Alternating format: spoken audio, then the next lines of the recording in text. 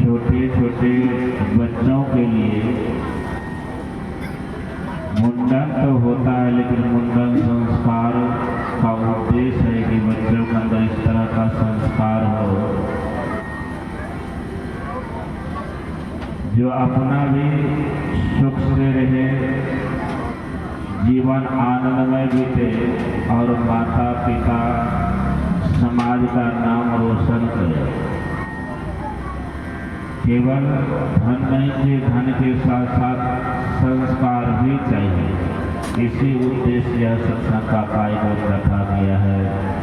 अनेक प्रकार के अनुष्ठान का कार्यक्रम हुआ है और आप सभी यहाँ आए हैं एक ही उद्देश्य, उस बच्चे के लिए प्रार्थना करने के लिए। इस तरह का आशीर्वाद परमपिता परमात्मा से प्रार्थना करें और उसे प्राप्त हो जो उनका जीवन आनंदमय हो। तो निश्चित रूप से हम सबों का परम कर्तव्य बनता है और एक बार बुलंद आवाज में जयकार कर उन दोनों बच्चों के लिए परमपिता परमात्मा से आशीष प्रदान हो, आशीष मिले, इसलिए जोरदार शब्दों में जयकार करें। बोलिए प्रेम से श्री सद्गुरु महाराज की जय। श्री सद्गुरु महाराज की जय। श्री सद्गुरु महाराज की जय।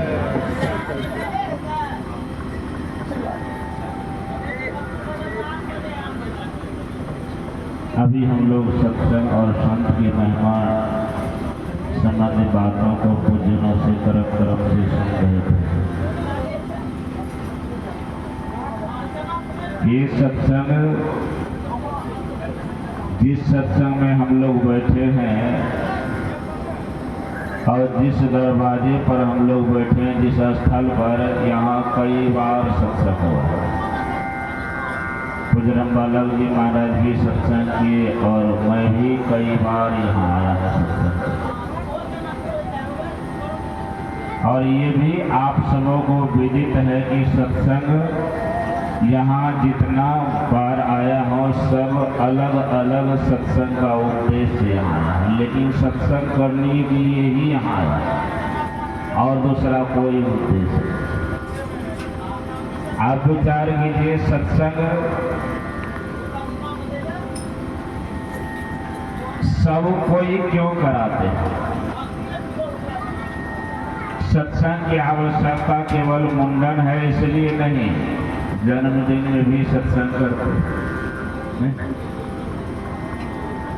परीक्षा में पास करते हैं तो सत्संग करते हैं, नौकरी लगती है तो सत्संग करते हैं, घर बनाते हैं उसमें भी, जमीन लेते हैं उसमें भी, किसी केस मुकदमा से उबरते हैं उसमें भी सत्संग करते हैं। आखिर ये सत्संग है कि सभी तरह और सभी जगह सबके लिए ये सत्संग आवश्यक है। और जिनके जीवन में सत्संग नहीं हुआ है उनके जीवन पर करके देखिए शास्त्र गवाह है। बगैर सत्संग का जीवन कैसा होता है? चाहे कोई भी हो, सब कुछ करते हैं संसार में, आप सब कुछ करते हैं, जीने के लिए सब कुछ करते हैं, लेकिन जीने का उद्देश्य क्या होता है? पूज्यपाद महर्षि चतुरानंद जी महाराज बराबर कहा करते हैं, किसी से किसी ने पूछा भाई क्या करते हो? नहीं, कहा दुकानदारी करता। कहा दुकानदारी किस लिए करते हो? पैसे के लिए। फिर पूछा पैसे किस लिए? जीने के लिए। ने पूछा खाने के लिए। कहा खाते हो किस लिए? पूछा जीने के लिए। आप पूछा जीते हो किस लिए? कौन कहेगा मरने? कोई कहेगा? कोई नहीं कहेगा। उसी तरह संसार में आप कुछ भी करते हो, चाहे खेती नौकरी व्यवसाय कुछ भी करते हैं, चोरी डकैती ही करते हैं, तो सबों के करने के पीछे उद्देश्य क्या होगा? क्या चोरी करने वाले ये चाहता है कि हमें दुख हो जाए? नहीं चाहता। चाहे कुछ भी करता है उसके पीछे एक ही उद्देश्य होता है कि हमें सुख मिले, दुख से हम बच जाए। तो कितने कितने उपाय बचपन से सबों ने किया है। विचार कीजिए, दुख से बचने के लिए क्या नहीं किया है। विचार कीजिए क्या नहीं किया है। सब कुछ दुख से बचने के लिए संसार में सब कुछ किया है, लेकिन आज तक दुख से बच पाए हैं नहीं।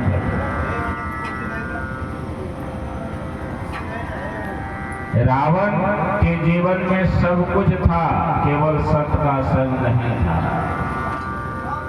उदाहरण उसी तरह से आपके पास चाहे संसार के सुख सुविधा ऐश्वर्य का प्राणी पदार्थ वस्तु है तो ठीक है, नहीं है ठीक है, लेकिन सत्संग आपके लिए परम आवश्यक है।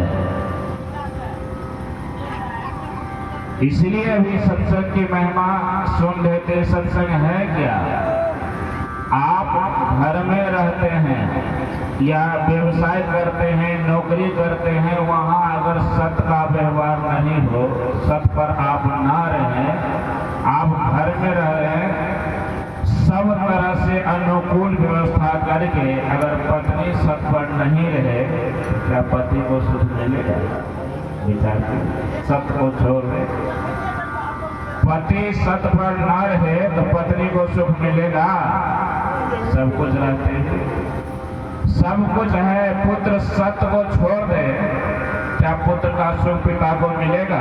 आज तक मिला है?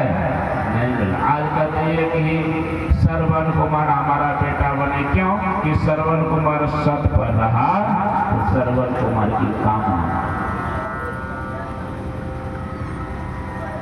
सत्य पर कोई संसार अगर सत्य को छोड़ दिया है, सत्य को जरा सा भी स्थान नहीं दिया है और उनके जीवन में शांति है, सुख है, एक भी उदाहरण नहीं।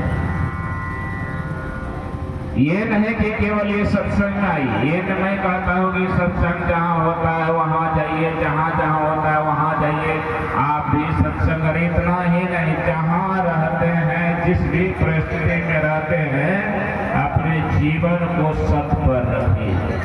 ये सत्संग का उद्देश्य यही है। अगर ये बाहर का सत्संग भी आवश्यक है ना, बाहर का सत्संग क्या आवश्यक है? बाहर के सत्संग में हम बैठेंगे। देख लीजिए, प्रभु श्री राम को गुरुजनों के पास क्यों भेजा? भगवान श्री कृष्ण को गुरुजनों के पास क्यों भेजा? गुरुजनों के पास क्यों जाना थे? इतिहास पढ़ करके देख लीजिए। अगर जीवन में सुख चाहते हैं, जीवन में शांति चाहते हैं, जीवन में किसी प्रकार का आपको, ये जीवन कौन जीवन के लिए, मतलब ये मत सोच लीजिए यही एक जीवन है। ये जीवन के ये जीवन 50 वर्ष का जीवन, 100 वर्ष का जीवन, ये कोई जीवन नहीं है। वो तो हाथी को भी मिला है, पशु पक्षी कृमि सबको मिला है। इस जीवन के बाद भी जो जीवन है वह भी जीवन सुखमय बने, उसके लिए आपको सत्संग करना चाहिए। लोग कहते हैं कि बस ये जीवन है, खाओ पियो मस्ती से। अरे संसार में क्या लेना देना और मस्ती कैसे आया? आनंद कैसे आया? आनंद संसार के किसी प्राणी पदार्थों में आनंद नहीं है। आनंद सबके पास अंदर में आनंद है, लेकिन आनंद की पता जिसको है उसी को मिल सकता है। आनंद किसके पास है? जरा सा उदाहरण स्वरूप बच्चा को देख लीजिए, छोटा बच्चा है ना आपके घर में, कभी कभी आप चॉकलेट दे देते हैं, बच्चा वही है, या रसगुल्ला दे देते हैं तो खाता पीछे है, लेकिन दो चार बार कूदता है, इधर कूदता है, उधर कूदता है। अब उसको आनंद में क्या है? खाया नहीं रसगुल्ला, तो फिर खाया नहीं, हाथ में लिया और खूब आनंद।